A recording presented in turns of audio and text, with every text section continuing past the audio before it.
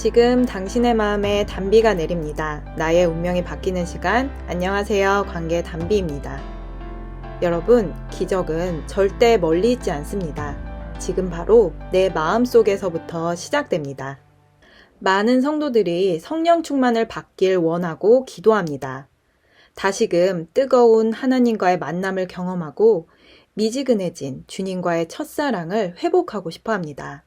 신앙생활을 오랫동안 한 분들이 초신자들에게 자주 하는 말이 있습니다. 하나님은 초신자들의 기도를 잘 들어주신다는 것입니다. 그만큼 초신자들의 신앙이 순수하다는 뜻일 것입니다. 근데 그러면서 덧붙여 하는 말이 있습니다. 나도 그땐 그랬어 하며 마치 무용담을 이야기하듯 본인이 초신자 때 얼마나 뜨겁게 신앙생활을 하였는지 또 주님께 얼마나 큰 은혜를 받았는지에 대해 열정적으로 간증을 하기도 합니다. 그런데 신앙 간증을 한참 듣고 난 후 어쩐지 씁쓸한 느낌이 드는 것은 왜일까요? 아마도 초자연적인 영적 체험, 기적과도 같은 치유와 축복을 받았던 과거에 비해 현재의 삶은 너무나 무미건조해졌기 때문일 것입니다. 마치 한때 잘 나갔던 사업가가 쇠퇴해서 구멍가게를 하며 과거의 영화를 회상하고 있는 모습처럼 말입니다. 저는 약 10년 전쯤 초신자였을 때 연세가 한 60대 정도 되셨던 선교사님께 잊지 못할 말씀을 들었습니다. 한참 주님과의 뜨거운 첫사랑 속에서 살아가고 있는 제 모습을 보시고는 자매님, 지금의 그 마음을 글로 잘 적어 놓으세요. 한 10년쯤 지나면 그 첫사랑이 식어져 있을 것입니다. 그때 자매님이 지금 써놓은 글을 읽으면 많은 도움이 될 겁니다. 라고 권면을 해주셨습니다. 저는 선교사님의 권면을 듣고 나는 반드시 주님을 향한 내 마음을 지키겠다고 다짐했습니다.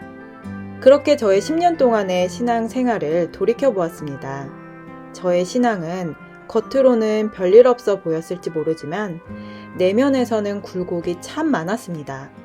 시험이 강하게 들었을 때는 하나님이 정말 살아계신가? 라는 생각까지도 한 적이 있었습니다. 영적으로 얼마나 위태롭게 살았는지 모릅니다. 그렇게 많은 영적 갈등을 지나 지금 현재 저의 상태를 양심적으로 고백하자면 여전히 저는 주님의 사랑을 사모하고 그분의 사랑에 몹시 갈급해하고 있다는 것입니다. 물론 제가 믿음이 좋거나 신앙생활을 잘하고 있다는 것이 절대 아닙니다. 제 믿음은 지금도 너무나 부족하다는 것을 하나님도 아시고 저도 알고 있습니다. 그럼에도 불구하고 신앙생활 10년 차인 제가 여전히 하나님을 향한 사랑이 식어지지 않고 더욱더 하나님을 찾고 그분의 사랑에 갈급한 이유는 무엇일까 생각해 보았습니다. 시편 51편 17절 말씀. 하나님의 구하시는 제사는 상한 심령이라. 하나님이여 상하고 통회하는 마음을 주께서 멸시치 아니하시리이다. 아멘. 그렇습니다. 하나님께서는 제가 시험에 들고 죄악에 빠져들어가는 결정적인 순간마다 가슴을 치는 회개의 은혜를 주셨습니다. 시험에 들었을 때 마귀는 저에게 말합니다. 억울하지도 않아? 그냥 다 그만둬. 이 길은 아니야. 더 좋은 길이 있어. 이런 생각이 들 때마다 저는 그만두더라도 하나님께 마지막 인사라도 하고 그만두자 라는 생각으로 교회 예배당에 들어갔습니다. 그러면서 하나님께 할 말 못할 말 그냥 제 속에 있는 모든 것을 쏟아부었습니다. 그렇게 하나님께 상한 마음을 쏟아 놓다 보면 어느새 저의 기도는 처음에 잔뜩 시험에 들었던 마음에서 하나님 살려주세요. 이 문제를 해결해 주세요. 내 뜻대로가 아닌 하나님 뜻대로 이루어지게 해주세요. 하나님이 언제나 옳으십니다. 하나님은 언제나 선하십니다. 그 뜻에 순종하겠습니다.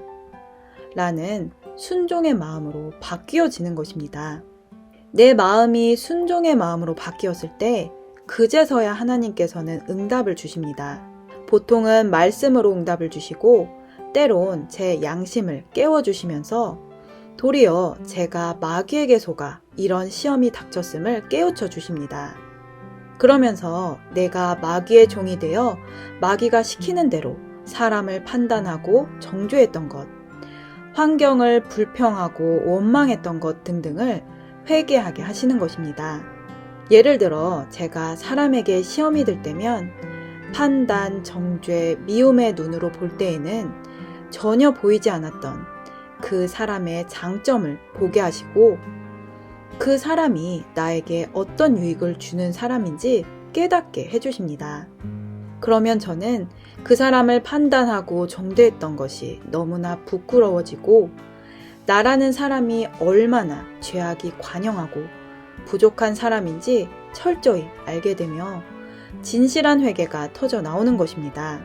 회개를 하고 나면 내 안에서 저절로 소생되는 것이 있습니다. 그것은 바로 예수님께서 십자가에서 이루신 사랑입니다. 회개함으로 내 안에 있는 판단, 정죄, 시기, 질투, 자존심, 미움의 귀신이 나가고 내 안에 그리스도 예수의 생명이 살아나서 나에게 해를 끼친 사람마저도 용서하고 이해하고 축복할 수 있게 되는 것입니다. 누가복음 23장 33절에서 35절 말씀 보시겠습니다. 해골이라 하는 곳에 이르러 거기서 예수를 십자가에 못 박고 두 행악자도 그렇게 하니 하나는 우편에 하나는 좌편에 있더라. 이에 예수께서 가라사대 아버지여 저희를 사하여 주옵소서 자기의 하는 것을 알지 못함이니이다 하시더라. 저희가 그의 옷을 나눠 제비 뽑을새 백성은 서서 구경하며 관원들도 비웃어 가로되 저가 남을 구원하였으니 만일 하나님의 택하신 자 그리스도여든 자기도 구원할지어다 하고 예수님은 십자가에 피 흘리며 돌아가시는 그 순간에도 자신을 해하고 조롱하는 사람들의 죄를 사해달라고 하나님께 간구하셨습니다. 이렇게 예수님은 십자가에서 사랑을 완성하셨습니다. 사람으로는 절대로 할 수 없는 오직 예수 그리스도 안에 있는 사랑입니다. 이 사랑을 받고 사랑의 능력으로 살아가기 위해서는 내가 먼저 진실하게 회개해야 합니다. 사도행전 8장 22절 말씀. 그러므로 너의 이 악함을 회개하고 주께 기도하라. 혹 마음에 품은 것을 사하여 주시리라. 아멘. 그런데 마귀는 사람으로 하여금 절대로 회개하지 못하게 합니다. 내 안에 있는 사탄, 마귀, 귀신을 보지 못하게 하고 타인의 안에 있는 사탄, 마귀, 귀신을 보게 하고 판단하고 정죄하며 미워하게 합니다. 마태복음 12장 28절 말씀. 그러나 내가 하나님의 성령을 힘입어 귀신을 쫓아내는 것이면 하나님의 나라가 이미 너희에게 임하였느니라. 아멘. 나의 노력으로는 마귀의 속박에서 벗어날 수 없습니다. 오직 하나님의 성령을 힘입어 귀신을 쫓아내어 내 안에 하나님 나라가 임하는 저와 여러분이 되시기를 예수 그리스도의 이름으로 축복합니다. 신앙생활을 오랫동안 하면 할수록 말씀에 대해 깊이 깨닫고 영적 체험도 쌓여가고 은혜도 많이 받습니다. 그런데 이상하죠? 영적으로는 성숙해졌는데 나의 마음 한켠에는 왠지 모를 답답함이 있고 해결되지 않는 어떤 문제들이 있습니다. 예를 들면 부부관계, 자녀와의 관계 문제가 해결될 듯 해결되지 않고 삶에서 꼭 이뤄야 할 일들이 이루어지지 않고 이번 일만 풀리면 모든 것이 해결되는데 그 일이 풀릴 듯 풀리지 않습니다. 신앙이 오래될수록 나의 이런 영적 갈등, 관계 문제, 삶의 문제를 누군가에게 정직하게 말하기가 어려워집니다. 신앙의 모범이 되어야 한다는 뜻도 있고 자존심 때문이기도 합니다. 그래서 오직 하나님께만 고백하고 의지해보지만 시간이 흘러도 명확한 응답이 없습니다. 이러한 영적, 관계적, 삶의 문제들이 내 안에서 가시와 엉겅퀴가 되어 이내 나의 마음을 찌르기 시작합니다. 분명 하나님은 살아계시고 나와 함께 계시며 구원의 확신도 있는데 육체의 몸을 입고 살아가는 지금 현실에서는 기쁨과 평안이 사라지고 무미건조한 삶을 살아가게 되는 것입니다. 교회에서는 은혜를 받을 때는 기쁨이 충만한 마음으로 돌아오지만 집에 돌아와 가족들과 대화 몇 마디 나누다 보면 찬물 끼얹은 듯 금세 받은 은혜와 기쁨은 사라집니다. 영의 생각을 담아가지고 왔는데 집에서는 육신의 생각이 가득해져 자기 중심적인 말, 세상적인 말들로 흘러가는 것입니다. 로마서 8장 6절 말씀, 육신의 생각은 사망이요 영의 생각은 생명과 평안이니라. 아멘. 많은 목사님들이 내가 속한 가정이 가장 첫 번째 선교지요 사역지라고 말씀하십니다. 그만큼 성도의 신앙의 진가와 실체는 교회가 아닌 바로 집 안에서 드러나는 것입니다. 그 이유는 지극히 성경적입니다. 하나님께서 사람을 창조하시고 가장 먼저 주신 선물이 부부의 사랑으로 이루어진 가정이기 때문입니다. 창세기 1장 27절에서 28절 말씀입니다. 하나님이 자기 형상, 곧 하나님의 형상대로 사람을 창조하시되 남자와 여자를 창조하시고 하나님이 그들에게 복을 주시며 그들에게 이르시되 생육하고 번성하여 땅에 충만하라. 땅을 정복하라. 바다의 고기와 공중의 새와 땅에 움직이는 모든 생물을 다스리라 하시니라. 아멘. 그리고 하나님의 생명 안에서 한 몸을 이루어 부끄러움이 없는 사랑을 하는 부부를 에덴 동산에 이끌어 가정을 다스리고 지키게 하셨습니다. 창세기 2장 24절에서 25절 말씀. 이러므로 남자가 부모를 떠나 그 아내와 연합하여 둘이 한 몸을 이룰지로다. 아담과 그 아내 두 사람이 벌거벗었으나 부끄러워 아니하니라.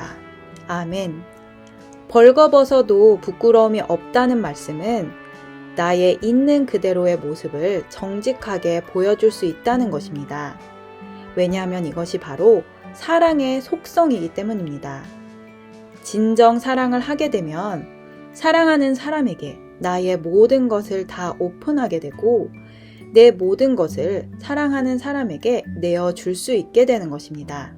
그러나 하나님 말씀에 불순종하여 선악을 알게 하는 나무의 실과를 먹고 타락한 사람들은 이 사랑을 절대적으로 할 수 없게 되었습니다. 그 상대가 너무나 사랑하는 연인, 배우자라고 할지라도 100% 나의 모든 것을 보여주지 못합니다. 선악의 죄 아래 있는 사람에게는 죄를 가리고자 하는 본성이 있기 때문입니다.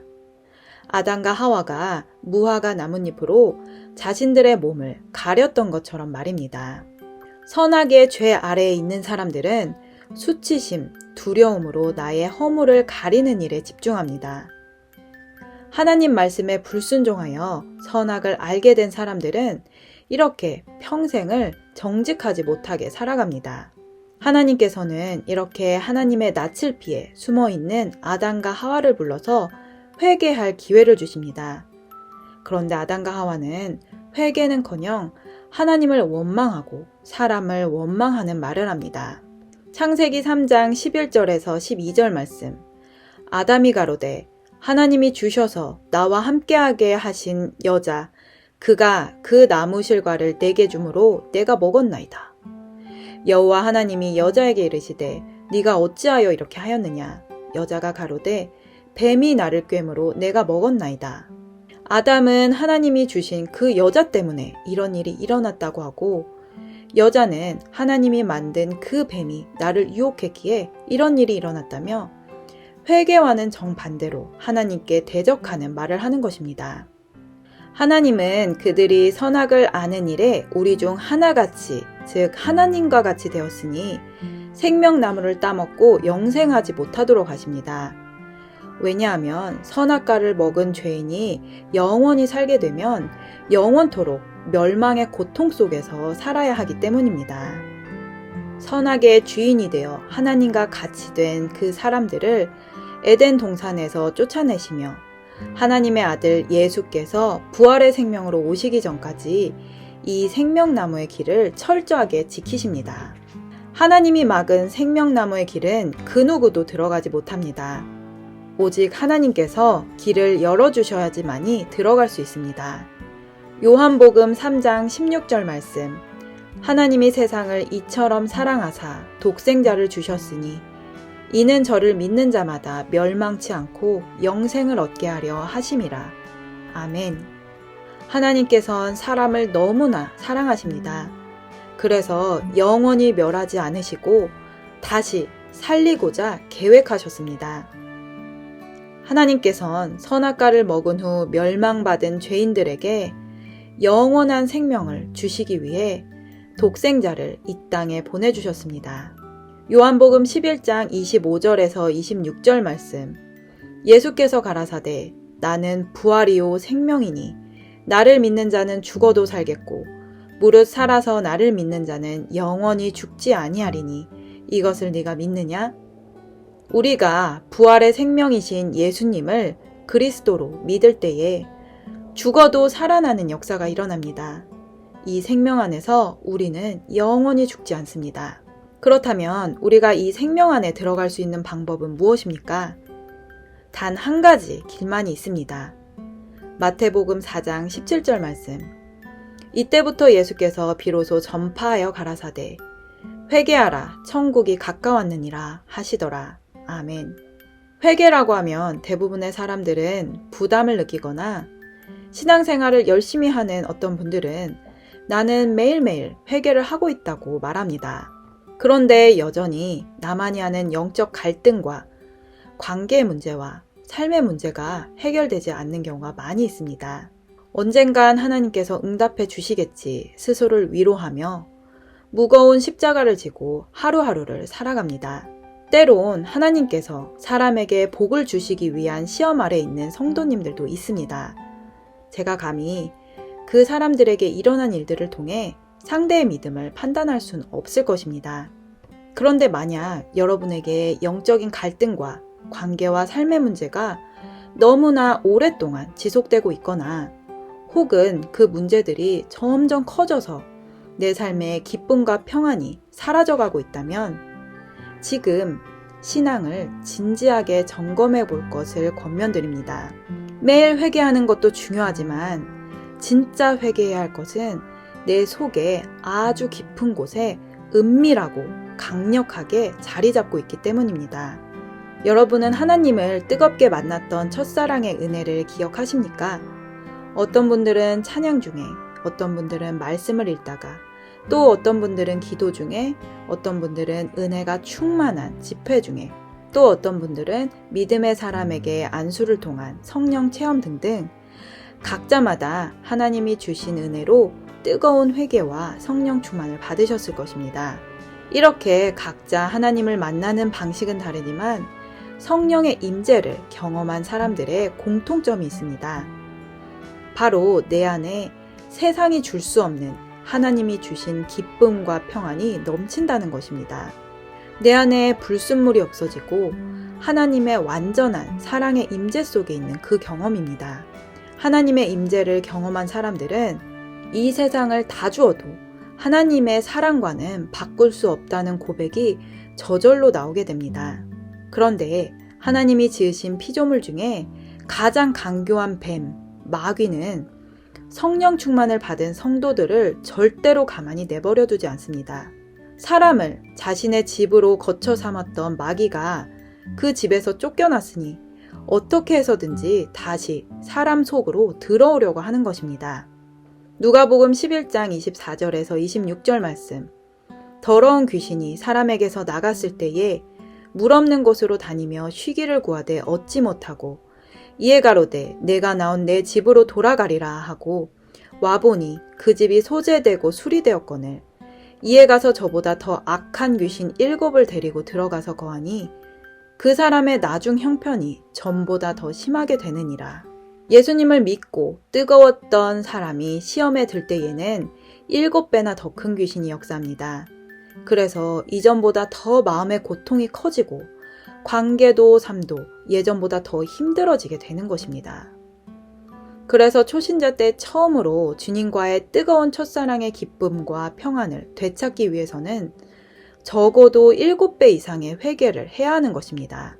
그런데 사람의 힘으로는 회개할 수도 없고 마귀를 절대로 이길 수 없습니다. 사람에게 선악과를 먹인 존재가 마귀이기에 우리는 이미 마귀의 권세 아래 있기 때문입니다.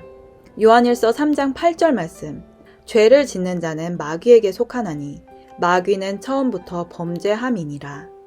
하나님의 아들이 나타나신 것은 마귀의 일을 멸하려 하심이니라. 아멘. 우리가 내 안에 있는 귀신을 쫓아낼 수 있는 유일한 방법은 예수 그리스도를 믿는 것입니다. 예수님을 뜨겁게 만나고 성령으로 충만함을 받았음에도 불구하고 다시금 마귀에게 속아 넘어진 성도들이 또다시 멸망 속에서 허덕이고 있을 때에 다시 일으켜 세우기 위해 예수님께서는 지금도 십자가에서 피 흘리고 계신 것입니다. 영원한 생명을 얻기 위해 수박 겉핥기식 회개가 아닌 진짜 회개를 해야 합니다. 다시 마귀의 유혹에 넘어가서 선악과를 먹은 죄를 회개해야 하는 것입니다. 예수님을 믿고 죄사함을 받고 선악과를 다시 먹은 사람은 내가 곧 하나님과 같이 되어서 이전보다 7배로 사람을 판단하고 정죄하고 미워하게 됩니다. 신앙이 오래될수록 내 성경적 지식과 경험이 강하기 때문에 더욱더 예리하게 사람의 허물을 보고 판단하고 정죄합니다. 어떤 분들은 그것이 영분별이라고 말합니다. 그런데 알고 계십니까? 내 안에서 상대를 향한 사랑으로 하지 않는 영분별은 마귀의 종이 된 사람들의 영적인 교만일 뿐입니다. 많은 분들이 너무나 쉽게 영분별이라는 명목으로 목사가 목사를 판단 정죄하고 특정인을 비판하고 다툼이 일어나는 것을 보면 너무나 안타깝습니다. 성도를 이끄는 주의 종들이 이러하니 성도들의 삶은 더욱 피폐해져 갑니다. 이러한 선악의 죄악은 죄의 씨앗으로 사람의 내면에 은밀하고 깊숙한 곳에 자리 잡아 깊은 뿌리를 내렸습니다. 교회에서 은혜를 받을 땐 기쁘고 평안합니다.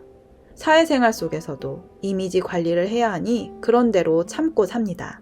그런데 집에만 오면 긴장이 풀리고 내 속에 숨겨놓고 꾹꾹 눌러놨던 선악의 죄악들이 겉으로 드러나기 시작합니다.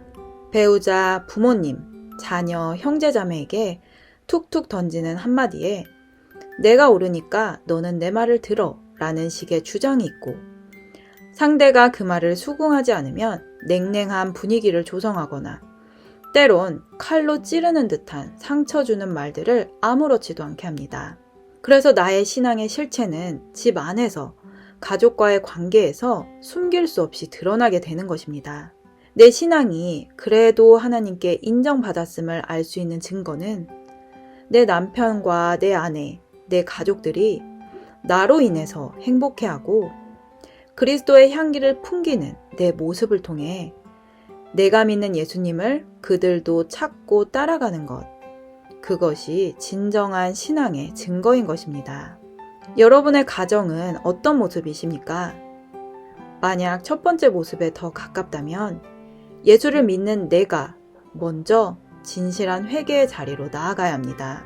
예수님께서 여러분을 통해 여러분의 가족도 구원하시고자 당신을 선택하셨기 때문입니다. 주님께서 신앙생활을 아주 열심히 하고 있는 에베소 교회 성도들에게 말씀하셨습니다. 요한계시록 2장 4절에서 5절 말씀, 내가 내 행위와 수고와 내 인내를 알고 또 악한 자들을 용납지 아니한 것과 자칭 사도라 하되 아닌 자들을 시험하여 그 거짓된 것을 내가 드러낸 것과 또 내가 참고 내 이름을 위하여 견디고 게으르지 아니한 것을 아노라. 그러나 너를 책망할 것이 있나니 너의 처음 사랑을 버렸느니라. 그러므로 어디서 떨어진 것을 생각하고 회개하여 처음 행위를 가지라. 만일 그리하지 아니하고 회개치 아니하면 내가 내게 임하여 내 촛대를 그 자리에서 옮기리라. 아멘. 주님을 사랑하는 내가, 주님이 살아계심을 믿고 열심히 신앙생활을 하는 내가 어디서 떨어진 것을 생각하고 회개하여 처음 행위를, 첫 사랑을 다시 가지라는 것입니다. 상한 심령을 가지고 주님께 기도하면 반드시 어디서 떨어진 것을 알려주십니다.